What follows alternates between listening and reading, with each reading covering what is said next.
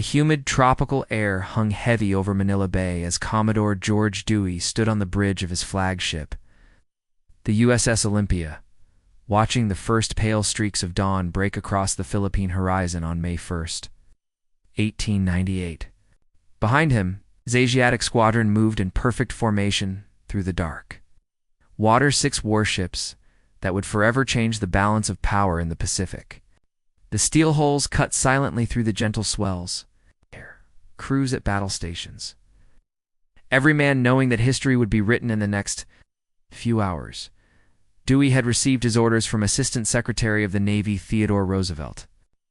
Weeks earlier, in the event of declaration of war with Spain, your duty will be to see that the Spanish squadron does not leave the Asiatic station and that the Philippines falls to us. Now, as the American fleet approached the entrance to Manila Bay, those words echoed in his mind like a battle hymn.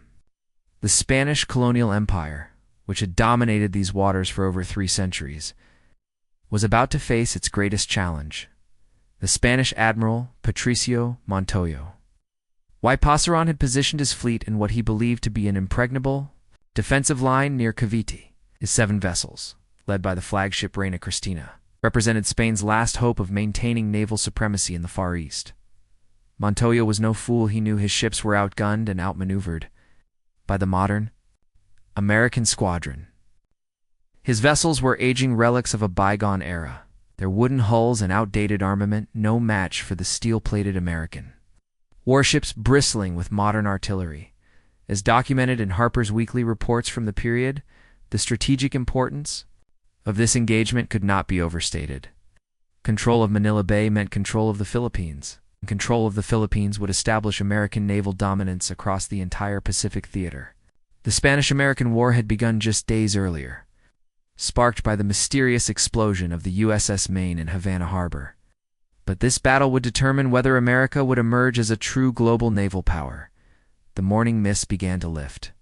As Dewey's squadron passed Corregidor Island at the bay's mouth, the massive guns of the Spanish shore batteries remained ominously silent. Either their crews were asleep, or Montoyo had decided to conserve his ammunition for the main engagement. Dewey preferred to believe it was the former. Overconfidence had been Spain's weakness throughout this conflict. The American Commodore had spent months preparing for this moment, studying charts, analyzing Spanish naval capabilities, and drilling his crews until they could operate their guns blindfolded. Behind the Olympia steamed the Baltimore, Raleigh, Petrel, Concord, and Boston each ship, a testament to America's growing industrial might. Their crews represented the finest naval tradition. Men who had trained in the Atlantic and Pacific, veterans who understood that this battle would determine not just the fate of the Philippines, but America's place among the world's great naval powers. The tension was palpable as officers checked. Their chronometers and gunners made final adjustments to their sights. As the sun climbed higher, painting the bay in shades of gold and crimson, Commodore Dewey could see the Spanish fleet anchored. In their defensive formation near the Cavite Naval Yard, smoke was already rising from their stacks as Spanish engineers frantically worked to build steam pressure in their boilers. The moment of truth was approaching, and both fleets knew that only one would survive the coming engagement intact. At precisely 5:59 in the morning, the Spanish shore batteries at Sangley Point erupted in a thunderous cascade of smoke and flame. The first shots of the Battle of Manila Bay screamed over the advancing American squadron, their heavy iron projectiles splashing harmlessly into the bay waters several hundred yards short of their targets. Commodore Dewey observed the Spanish fire with professional interest, noting the poor range estimation and outdated gunnery techniques that would soon prove fatal to Admiral Montoyo's fleet. The American Commodore had positioned his squadron in a carefully calculated battle line, with the Olympia leading the formation at 8 knots. Behind her followed the Baltimore, Raleigh, Petrel, Concord, and Boston, each ship maintaining perfect station despite the increasing Spanish fire. Dewey's strategy was elegantly simple. Use superior speed and firepower to close the distance quickly, then systematically destroy the Spanish fleet with coordinated broadside attacks. The Spanish admiral, meanwhile, had anchored his vessels in a defensive crescent, hoping to maximize his firepower while minimizing his mobility disadvantage. Admiral Montoyo's flagship, the Reina Cristina, was a beautiful vessel that embodied the fated grandeur of the Spanish Empire. Built in 1887, she displaced 3,000 tons and carried a respectable armament. But her wooden construction and obsolete armor made her vulnerable to modern naval artillery. Beside her rode the Castilla, Don Antonio de Ulloa, Don Juan de Austria, Isla de Luzon, Isla de Cuba, and the gunboat Marques del Duero. Together, they represented Spain's determination to defend her Pacific empire, but they also represented centuries of naval tradition about to collide with the harsh realities of modern warfare. As the range closed to 5,500 yards, Dewey turned to his flag captain, Charles Vernon Gridley, and spoke the words that would become legendary in American naval history. "You may fire when ready, Gridley." The order rippled through the flagship's communication system, and within moments, the Olympia's forward 8-inch turret roared to life. Ow. The massive gun belched flame and smoke, sending a 250-pound shell screaming across the bay toward the Spanish line. The American fleet's gunnery was a revelation in naval warfare. Unlike the Spanish vessels, which relied on individual gun crews operating independently, the American ships employed coordinated fire control systems that allowed their batteries to concentrate devastating firepower on specific targets. The Olympia's guns spoke in measured cadence, each shot carefully aimed and timed to maximum effect.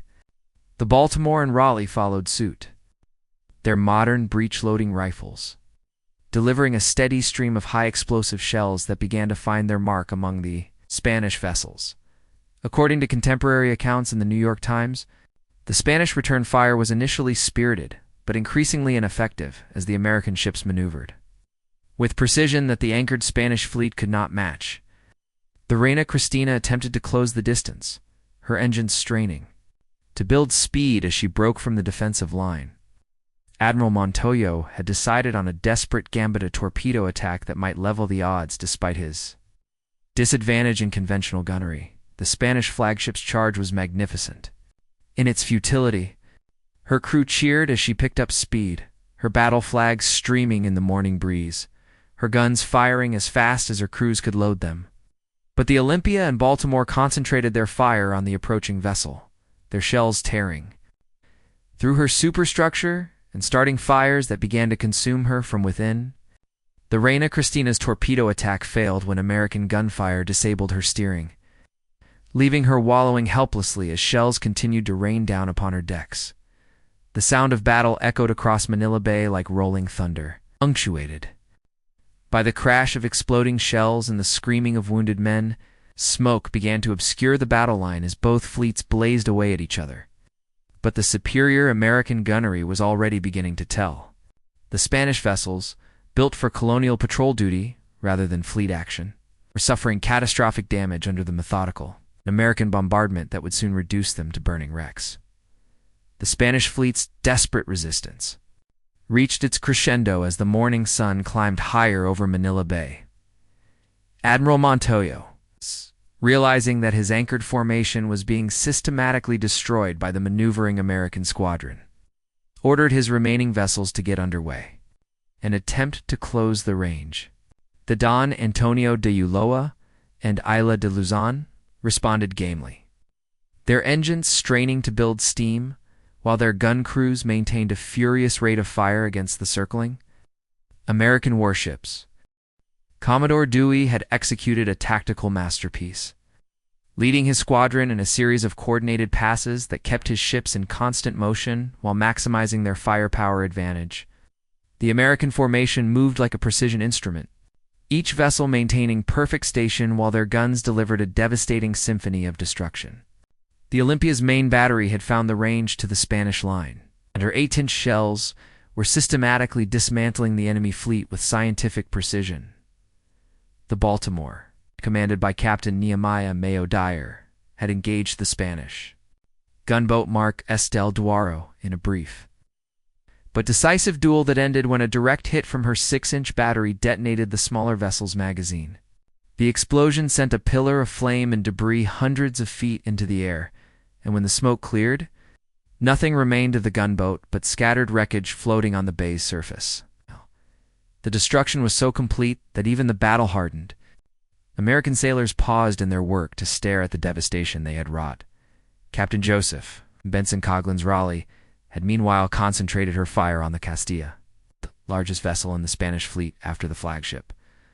The Spanish ship was a formidable opponent, mounting heavy guns and carrying thick armor.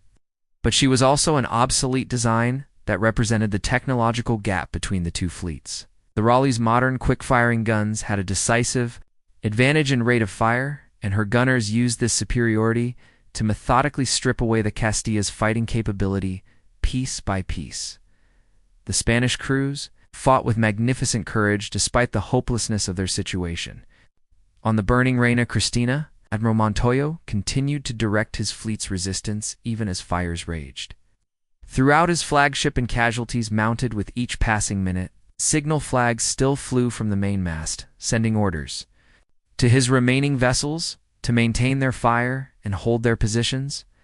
Spanish gunners remained at their posts despite the hellish conditions, loading and firing their weapons until enemy shells finally silenced their batteries forever. As reported in contemporary dispatches from war correspondents aboard the American fleet, the Spanish resistance was characterized by individual acts of heroism that impressed even their enemies. Spanish officers stood calmly on their bridges, directing their ships' fire, while American shells exploded around them. Gun crews continued to serve their weapons even when wounded, and damage control parties worked frantically to contain fires and flooding that threatened to sink their vessels beneath them. But courage alone could not overcome the overwhelming technological and tactical advantages enjoyed by the American squadron. The Spanish fleet had been designed for colonial police work, not fleet actions against modern naval powers. Their guns were outranged, their armor was inadequate, and their fire control systems were primitive compared to the sophisticated American equipment. Most critically, their anchored formation denied them the mobility that might have partially offset their other disadvantages. By 8:30 in the morning, the Spanish fleet existed more as a collection of burning wrecks than as a fighting force. The Reina Cristina was settling by the stern, her fires raging out of control, and her guns falling silent one by one. The Castilla was listing heavily to port, her hull holed below the waterline by repeated hits from American shells. The smaller vessels of the Spanish squadron were in even worse condition, some already sunk, and others burning furiously as their magazines threatened to explode. The Battle of Manila Bay was rapidly approaching its inevitable conclusion. At 8 in the morning, an extraordinary event occurred that would become one of the most discussed aspects of the entire engagement. Commodore Dewey, observing that his squadron had been firing continuously for nearly 3 hours, suddenly signaled his fleet to cease fire and withdraw from the immediate battle area. The American ships steamed away from the devastated Spanish line, their guns falling silent for the first time since the battle began. To observers on both sides, it appeared that the American commander was either retreating or experiencing some technical difficulty that prevented him from continuing the engagement. The truth was far more prosaic but revealed Dewey's methodical approach to naval warfare. His ammunition expenditure reports indicated that his ships had fired more shells than anticipated during the initial phase of the battle, and the Commodore wanted to conduct a careful assessment of his remaining supplies before committing to the final destruction of the Spanish fleet. Additionally, he was concerned about potential casualties among his crews and wanted to ensure that all his vessels remained fully combat effective for any subsequent operations that might be required.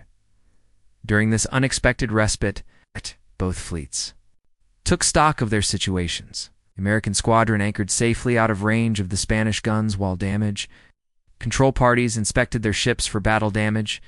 Remarkably, despite the intense Spanish fire during the engagement's opening phase, American vessels had suffered minimal casualties. The Olympia had taken several hits that caused superficial damage to her superstructure, but none of her vital systems had been affected. The Baltimore reported minor damage to her forward stack, while the other vessels in the squadron remained virtually untouched. The Spanish fleet, by contrast, was in desperate condition. Admiral Montoyo's flagship, the Reina Cristina, was burning fiercely and taking on water through numerous shell holes below her waterline. Her casualty reports were staggering. More than half her crew had been killed or wounded, and her remaining guns were either destroyed or abandoned. The admiral himself had been forced to transfer his flag to the Isla de Cuba, one of the few Spanish vessels still capable of fighting effectively, though even she had suffered significant damage. Captain Coghlan of the Raleigh later wrote in his official report that the Spanish resistance during this period was admirable in its determination. Despite the hopelessness of their strategic position, Spanish damage control parties worked frantically to contain fires and flooding. While their remaining gun crews attempted to restore their weapons to working order, several Spanish officers used the lull to redistribute ammunition from damaged vessels to those still capable of fighting, demonstrating the professional competence that characterized their navy despite its technological limitations. The temporary ceasefire also provided an opportunity for both sides to care for their wounded. American medical personnel worked efficiently to treat the relatively light casualties suffered by their fleet, while Spanish surgeons aboard the surviving vessels faced the overwhelming task of caring for hundreds of wounded sailors. The contrast was stark and spoke volumes about the effectiveness of American gunnery compared to Spanish return fire during the engagement's opening phase. Contemporary newspaper accounts, particularly those published in the London Times, noted that this pause in the battle created an almost surreal atmosphere over Manila Bay. The morning sun had burned away the early mist, revealing the full extent of Spanish losses to observers on both sides. Smoke continued to rise from burning vessels, while debris and bodies floated in the calm waters between the two fleets. Yet for nearly an hour, an eerie quiet settled over the battlefield as both sides prepared for what everyone knew would be the final act of this dramatic encounter.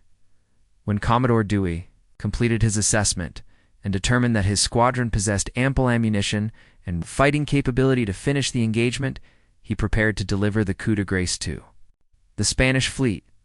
His signal flags conveyed new orders to his captains: resume the attack and complete the destruction of enemy naval forces in Manila Bay. The pause was over, and the final chapter of this historic battle was about to begin. At 11:16 in the morning, Commodore Dewey's signal flags snapped in the tropical breeze as they conveyed his order to resume the attack. The American squadron steamed back into battle formation with the same precision that had characterized their earlier movements. But now their target was a Spanish fleet reduced to a handful of battered survivors clinging desperately to their defensive positions near Cavite. The brief ceasefire had served its purpose.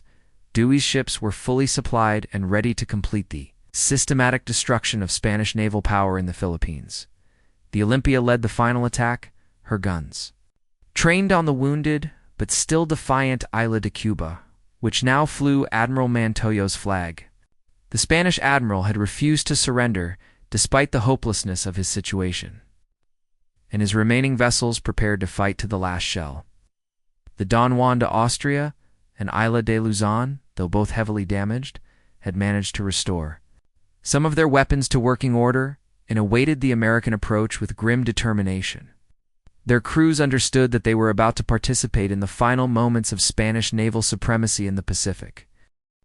The Baltimore and Raleigh flanked the flagship as the American line approached the Spanish position. Aster, their guns already trained on predetermined targets. Captain Dyer had assigned his ship to finish the destruction of the Castilla, which was listing heavily but still showed fight, while Captain Coghlan's Raleigh would concentrate on the smaller Spanish vessels that might attempt to escape toward Manila's harbor. The coordination between American ships was flawless, a testament to months of training and the superior communication systems that linked the modern squadron together. The Spanish return fire during this final phase was sporadic but determined. The Isla de Cuba's remaining guns spoke defiantly, their shells falling close enough to the Olympia to spray her decks with seawater from near misses. Admiral Montoyo himself directed his flagship's fire from her damaged bridge, his uniform torn and blackened, but his bearing still reflecting the dignity of his ancient service. Spanish gunners, many of them wounded from the earlier engagement, continued to serve their weapons with the courage that had characterized their resistance throughout the morning's fighting. But the outcome was never in doubt. The American squadron's overwhelming firepower advantage, combined with their superior mobility and fire control systems, made the Spanish position untenable. The Olympia's 8-inch guns found their mark repeatedly, each hit further reducing the Isla de Cuba's fighting capability until her guns fell silent one by one.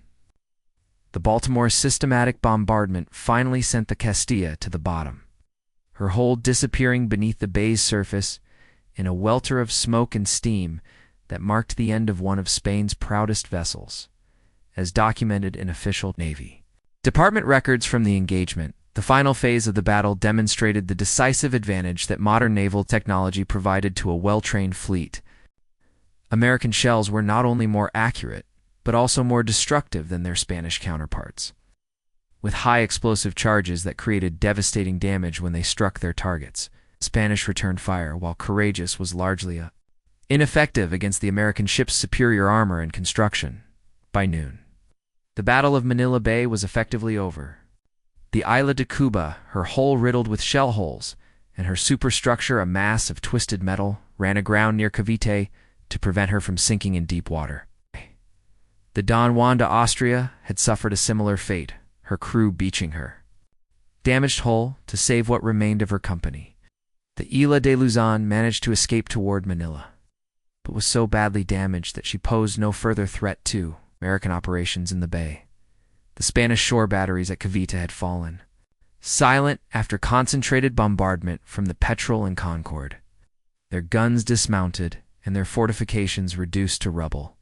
Spanish naval power in the Philippines had been utterly destroyed in less than 7 hours of fighting, with American casualties so light as to be almost miraculous.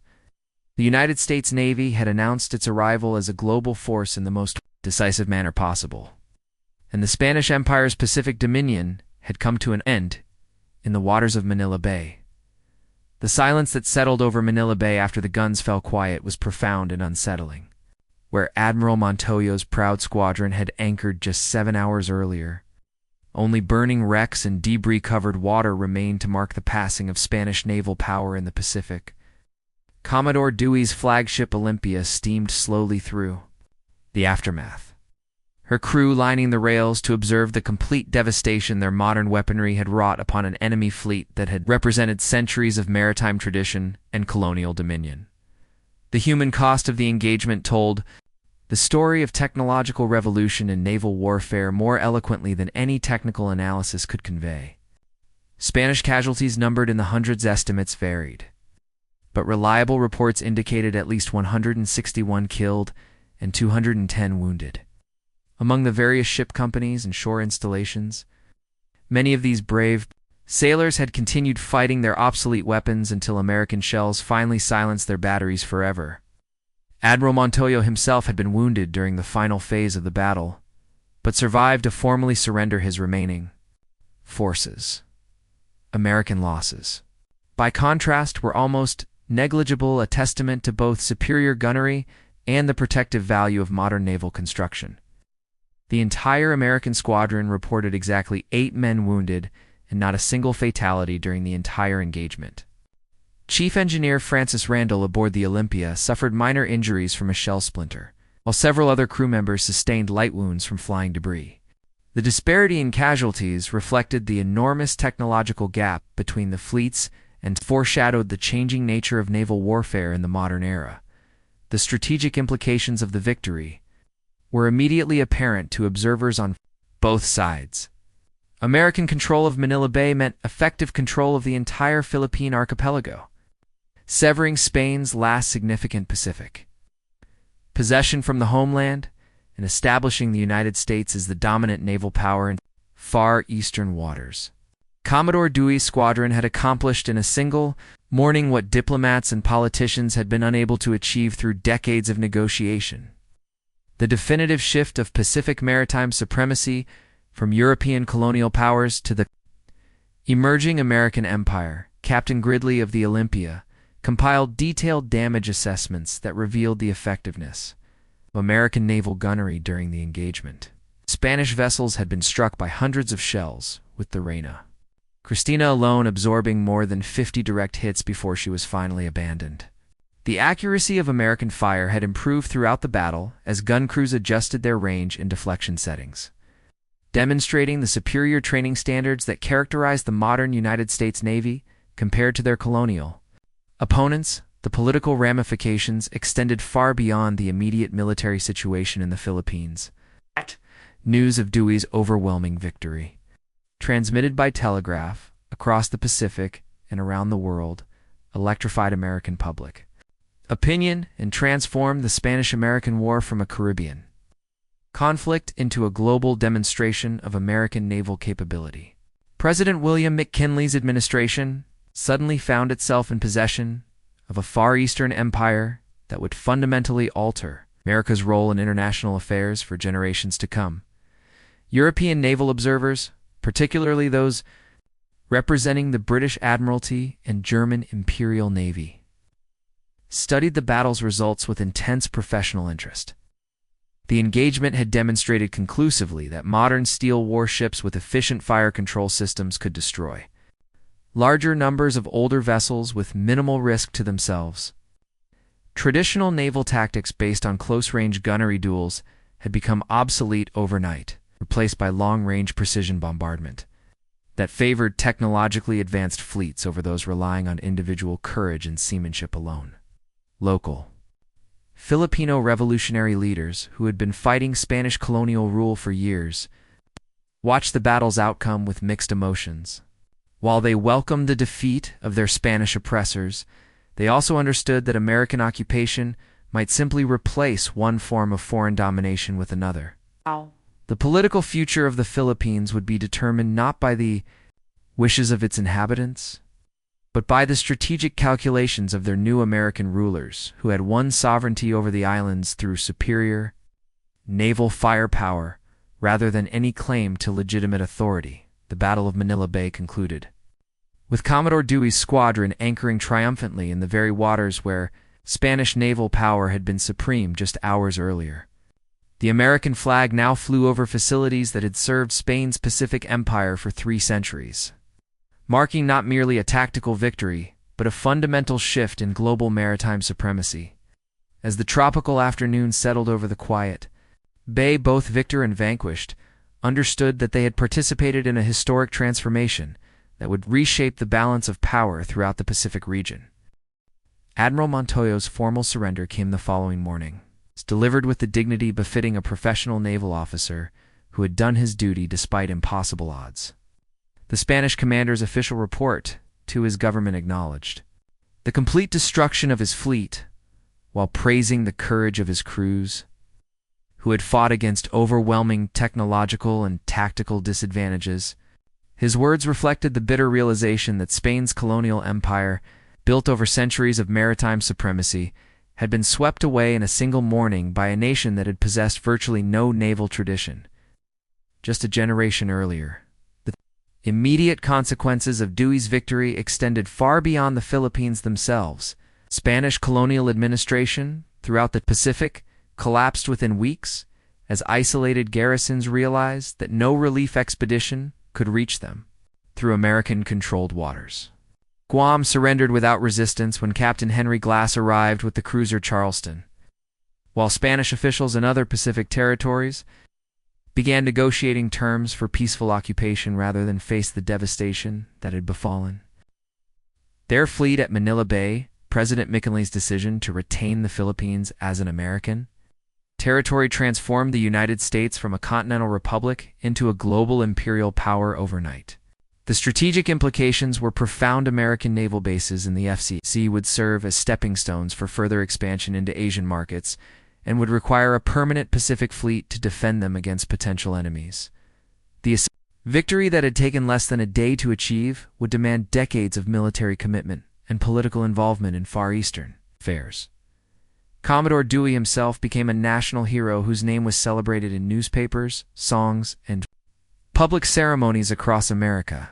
His calm demeanor during the battle and his famous order to fire when ready gridly entered American naval legend alongside John Paul Jones's "I have not yet begun to fight" and Oliver Hazard Perry's "We have met the enemy, and they are ours." The Commodore's promotion to admiral and his reception upon returning to the United States reflected the nation's pride in its newfound naval capabilities and global reach. The technological lessons of Manila Bay were studied intensively by naval architects and strategic planners worldwide. The battle had demonstrated conclusively that armor, speed, and accurate long-range gunnery were the decisive factors in modern naval combat, relegating traditional tactics based on ramming in close quarters, fighting to historical curiosity. Shipbuilding programs in every major naval power were revised to incorporate these lessons, accelerating the arms race that would culminate in the dreadnought battleships of the early 20th century. For the Spanish Empire, Manila Bay represented more than a military defeat. It marked the end of 4 centuries as a global maritime power. The loss of the Philippines, Cuba, and Puerto Rico in the Treaty of Paris reduced Spain to a secondary European nation whose colonial possessions were limited to small enclaves in Africa and the Pacific. The proud Spanish Navy, heir to the traditions of the conquistadors and the Armada, would never again challenge for supremacy on the world's oceans. The Filipino people's fate had been decided without their consultation, faced an uncertain future under American rule that would prove as complex and controversial as Spanish colonialism had been. The Philippine-American War that followed would test American resolve and demonstrate that controlling distant territories required more than naval supremacy. It demanded sustained commitment to governing peoples who had their own aspirations for independence and self-determination. The Battle of Manila Bay thus stands as a perfect example of how technological superiority, professional training, and strategic preparation can achieve decisive results in warfare. Dewey's victory was not the product of chance or individual heroism, but rather the inevitable outcome when a modern, well-equipped fleet engaged obsolete opponents who lacked the industrial foundation necessary to compete in 20th century naval warfare. The engagement marked America's emergence as a Pacific power and foreshadowed the global conflicts that would define the coming century, when industrial capacity rather than traditional military virtues would determine the fate of nations and empires.